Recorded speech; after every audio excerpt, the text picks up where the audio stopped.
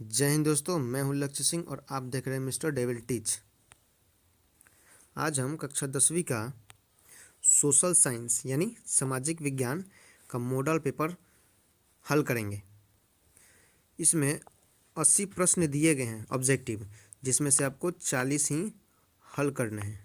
ठीक है, और ये सभी प्रश्न बहुत महत्वपूर्ण हैं। तो चलिए प्रश्न देखते हैं। पहला प्रश्न है, भारतीय जनता पार्टी को किस पार्टी का पूर्ण जन्म कहा जाता है? तो इसका सही उत्तर है भारतीय जनसंघ को, यानी कि ऑप्शन नंबर बी। अगला प्रश्न देखते हैं क्या है। दलित पैंथर्स नामक संगठन की स्थापना किस राज्य में हुई थी? तो यह महाराष्ट्र में होता है, यानी कि सही जवाब है ऑप्शन सी। अगला प्रश्न है, कौन सा संवैधानिक संशोधन नगरीय स्थानीय स्वशासन से संबंधित है? तो इसका सही जवाब है 74वां, यानी कि ऑप्शन नंबर बी। अगले प्रश्न देखते हैं, बलवंत राय मेहता समिति ने अपने प्रतिवेदन में कितने स्तरीय पंचायती राज व्यवस्था की सिफारिश की थी? इसका सही जवाब होगा त्रिस्तरीय, यानी कि ऑप्शन नंबर सी। प्रश्न अब आगे देखते हैं, भारत में प्रथम नगर निगम की स्थापना कहाँ की गई थी? तो मद्रास में की गई थी, यानी कि ऑप्शन नंबर सी। ध्यान दीजिएगा। अगला प्रश्न है, सर्वप्रथम किस राज्य में महिलाओं को पंचायतों में 50% आरक्षण दिया गया है? तो इसका सही जवाब है आइए ना हमारे बिहार में। जी हाँ, ऑप्शन नंबर सी। अगला प्रश्न है, दल बदल कानून निम्न में से किस पर लागू होता है? तो इसका सही जवाब होगा संसदों और विधायकों पर, यानी कि ऑप्शन ए। अगला प्रश्न क्या कहता है कि क्षेत्रवाद की भावना का एक कुपरिणाम है। तो इसका कुपरिणाम क्या है? अलगाव विवाद, यानी कि ऑप्शन डी। अगला प्रश्न है, अर्थशास्त्र पुस्तक किसने लिखी थी? तो अर्थशास्त्र पुस्तक चाणक्य ने लिखी थी, यानी कि सही जवाब होगा इसका बी। 10 नंबर प्रश्न, इनमें से किस देश की संघीय व्यवस्था अन्य से अलग है? तो इसका सही जवाब होगा संयुक्त राज्य अमेरिका, यानी कि ऑप्शन नंबर सी। अगला प्रश्न क्या है, भारत की संघीय व्यवस्था निम्न में किससे प्रभावित है? सही जवाब होगा कनाडा, यानी कि ऑप्शन नंबर ए। अगला प्रश्न देखते हैं। 12वां प्रश्न है, भारतीय संविधान की किस अनुसूची में राष्ट्रीय भाषाओं की सूची है? तो राष्ट्रीय भाषाओं की सूची है 7वां, यानी 7वीं अनुसूची में राष्ट्रीय भाषाओं की सूची है, यानी कि ऑप्शन सी। अगला प्रश्न है, राज्य विधानसभा के चुनाव को कराने की जिम्मेदारी किसकी है? इसका सही जवाब होगा भारतीय चुनाव आयोग, यानी कि सही जवाब है ए, ऑप्शन ए। शिक्षा को संविधान की किस सूची में रखा गया है? तो इसका सही जवाब होगा समवर्ती सूची, यानी कि ऑप्शन सी। अगला प्रश्न देखते हैं। अगला प्रश्न है, जर्मनी का एकीकरण कब हुआ था? तो जर्मनी का एकीकरण 1871 में हुआ था। सही जवाब होगा ऑप्शन बी। नेक्स्ट है 16वां प्रश्न, हुआ हुआ आंदोलन किसने शुरू किया था? तो हुआ हुआ आंदोलन हुइना फूसू ने शुरू किया था, यानी कि सही जवाब है ऑप्शन ए। अगला है, जनरल नोल किस देश के प्रधानमंत्री थे? तो इसका सही जवाब होगा कंबोडिया, यानी कि ऑप्शन सी। अगला प्रश्न देखते हैं। 18 नंबर प्रश्न है कि मार्च 1946 में फ्रांस और वियतनाम के बीच होने वाला समझौता किस नाम से जाना जाता है? ध्यान दीजिएगा। इसका सही जवाब होगा हनोई समझौता, यानी कि सही जवाब ऑप्शन बी। गांधी जी ने साबरमती आश्रम की स्थापना कहाँ की थी? तो इसका सही जवाब है अहमदाबाद, यानी कि ऑप्शन बी। अगला प्रश्न है, कांग्रेस के किस अधिवेशन में स्वशासन की जगह स्वराज का लक्ष्य प्रस्तावित किया गया? इसका सही जवाब होगा कलकत्ता अधिवेशन, यानी कि ऑप्शन बी। अगला प्रश्न देखते हैं। कह रहा है कि दांडी यात्रा में से किस आंदोलन की शुरुआत हुई थी? तो इसका सही जवाब होगा ऑप्शन ए, सविनय अवज्ञा आंदोलन। ठीक है, ऑप्शन ए। अगला प्रश्न है 22वां नंबर, गांधी जी ने किस गेलमेज सम्मेलन में भाग लिया था? इसका सही जवाब होगा द्वितीय गोलमेज सम्मेलन यानी कि ऑप्शन बी। अगला प्रश्न है 23वां नंबर, फॉरवर्ड ब्लॉक की स्थापना किसने की थी? तो इसका सही जवाब होगा सुभाष चंद्र बोस यानी कि ऑप्शन डी। प्रश्न नंबर 24वां, बंगाल विभाजन कब और किसने किया था? तो बंगाल विभाजन 1905 में किया गया था और कर्जन ने किया था। अगला प्रश्न देखते हैं। अगला प्रश्न है 25वां नंबर, निम्न में से कौन मित्र राष्ट्र नहीं है? तो इसका सही जवाब होगा जर्मनी यानी कि ऑप्शन बी। अगला प्रश्न है स्वराज पार्टी का प्रथम सम्मेलन कहाँ हुआ था? इसका सही जवाब है इलाहाबाद यानी कि ऑप्शन ए। अगला प्रश्न है इनमें से किसने पावरलूम का आविष्कार किया? एडमंड कार्टराइट यानी कि ऑप्शन सी। अगला प्रश्न देखते हैं। प्रश्न नंबर 28वां कह रहा है न्यू डील नामक नवीन आर्थिक नीति कहाँ लागू हुई थी? इसका सही जवाब होगा अमेरिका यानी कि ऑप्शन बी।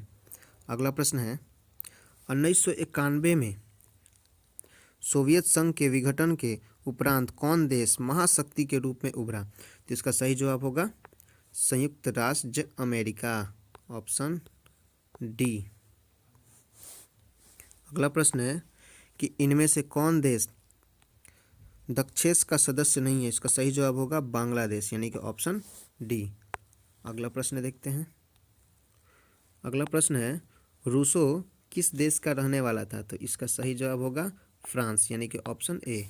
ठीक। अगला प्रश्न है कि अल हिलाल का संपादन किसने किया था? तो अल हिलाल का संपादन किया था मौलाना अबुल कलाम आज़ाद ने यानी कि सही ऑप्शन है ए। अगला प्रश्न है गुटेनबर्ग ने सर्वप्रथम किस पुस्तक की छपाई की थी? इसका सही जवाब होगा बाइबल यानी कि ऑप्शन सी। देखते हैं अगला प्रश्न 34वां नंबर, महात्मा गांधी ने इनमें से किसका संपादन किया था? तो सही ऑप्शन होगा यंग इंडिया यानी कि ऑप्शन बी। अगला प्रश्न देखते हैं। प्रश्न नंबर 35 कह रहा है कि काउंट कावूर को विक्टर इमैनुएल ने किस पद पर नियुक्त किया था? तो इसका सही जवाब होगा क्या? तो प्रधानमंत्री यानी कि सही ऑप्शन है सी। अगला प्रश्न है वियना सम्मेलन की मेज़बानी किसने की थी? इसका सही जवाब होगा मेटरनिक यानी कि ऑप्शन डी। अगला प्रश्न है आंतरिक विद्रोहों को दबाने के लिए रूस में किस संगठन की स्थापना हुई? इसका सही जवाब होगा चेका यानी कि ऑप्शन बी। ठीक। अगला प्रश्न देखते हैं। अगला प्रश्न क्या है कि भारत में उपभोक्ता संरक्षण अधिनियम की घोषणा कब हुई थी? तो इसकी हुई थी 1986 में यानी कि सही ऑप्शन है ए। ठीक। अगला प्रश्न है विश्व उपभोक्ता अधिकार दिवस कब मनाया जाता है? तो सही जवाब होगा 15 मार्च यानी कि ऑप्शन बी। अगला प्रश्न है भारत में सर्वप्रथम राष्ट्रीय आय का अनुमान कब लगाया गया था? सही जवाब होगा 1868 यानी कि ऑप्शन सी। अगला प्रश्न गरीबी की तुलना किस अर्थशास्त्री ने कैंसर रोग से की थी? कुजनेत्स यानी कि ऑप्शन बी। देखते हैं अब अगला प्रश्न, सभी प्रश्न याद करते जाइएगा। अगला प्रश्न क्या है 42वां नंबर कि मानव विकास सूचकांक ने इनमें से किसे सम्मिलित किया गया? सही जवाब है इसका जीवन स्तर यानी कि ऑप्शन सी। अगला प्रश्न है भारत में आर्थिक नियोजन का काम कौन सी संस्था करती है? सही जवाब होगा नीति आयोग यानी कि इसका भी ऑप्शन सी।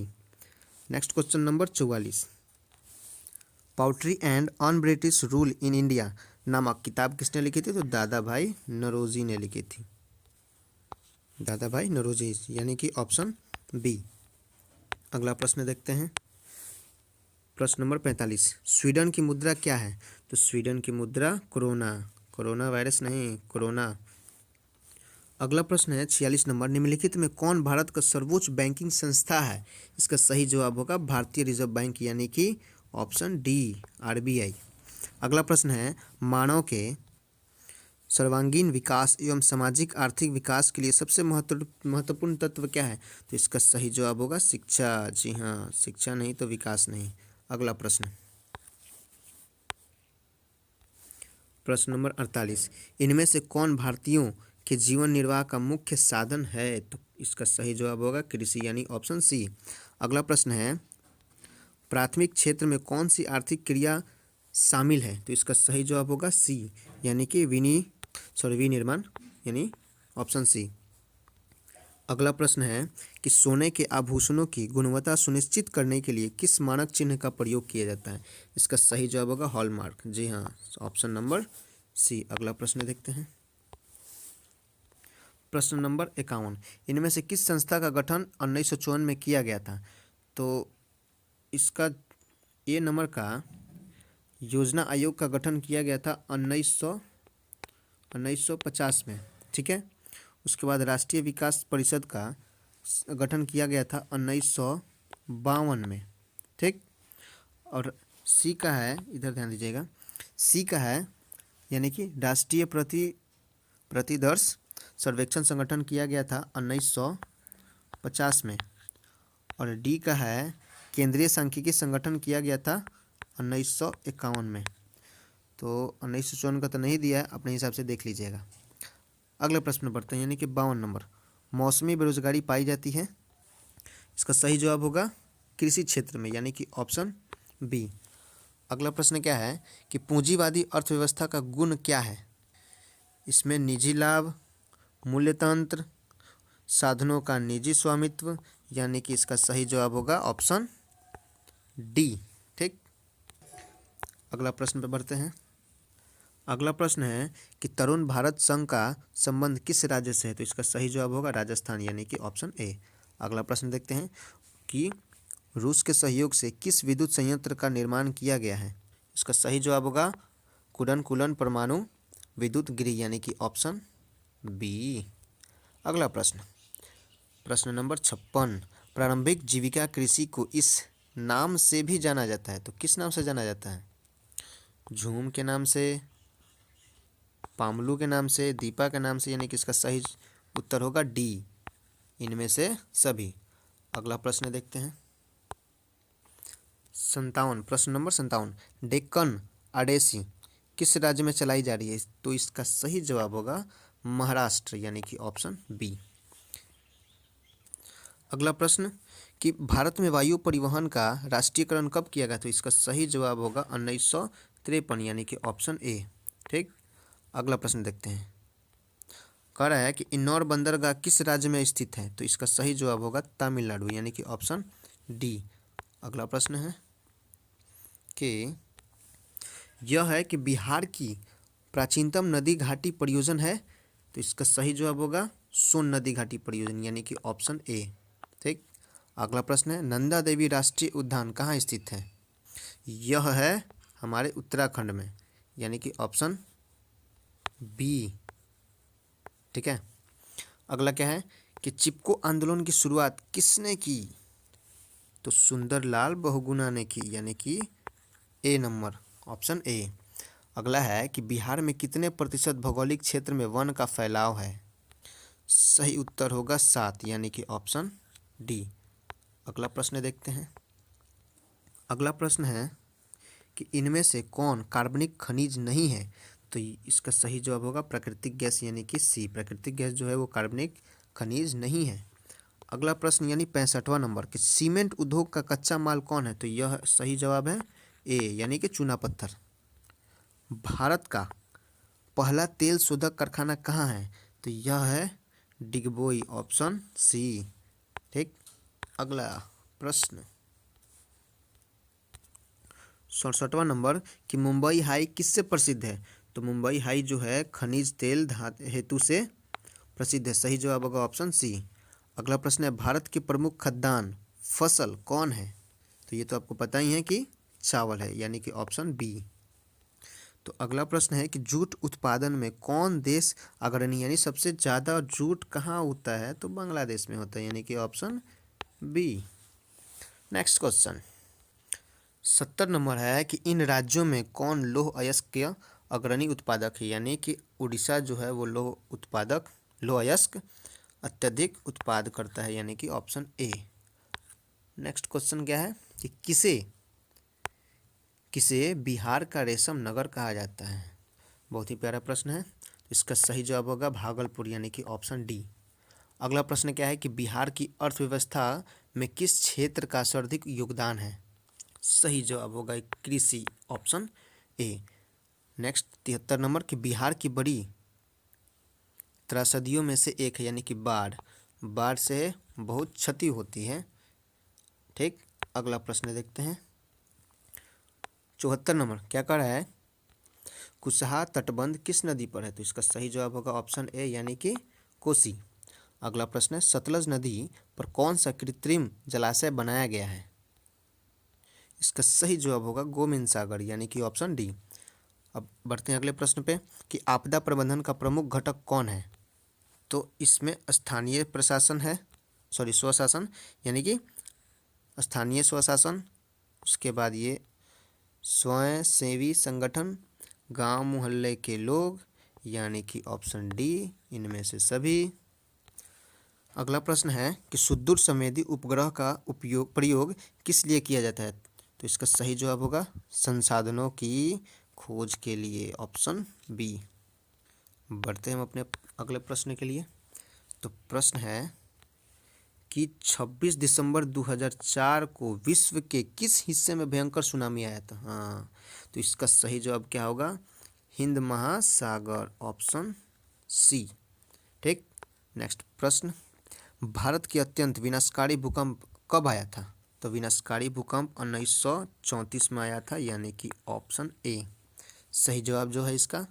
अगला प्रश्न और लास्ट प्रश्न यानी ऑब्जेक्टिव का, तो सुनामी किस भाषा का शब्द है? तो सुनामी जो शब्द है वो है जापानी भाषा, यानी ऑप्शन सी। ठीक है, तो आगे क्या है? तो आगे है शॉर्ट आंसर टाइप क्वेश्चन, यानी कि लघु उत्तरीय प्रश्न। तो इसका जो हम हल करेंगे वो अगले वीडियो में करेंगे। इसमें क्या है कि 1 से 6 तक लघु उत्तरीय प्रश्न है, जिनमें से 3 प्रश्नों का उत्तर देना है, और सभी प्रश्न जो है वो बहुत महत्वपूर्ण है। तो इसका हम एक अलग वीडियो बनाएंगे। तब तक के लिए धन्यवाद। पसंद आया तो चैनल को सब्सक्राइब करें, शेयर करें और लाइक करें। जय हिंद।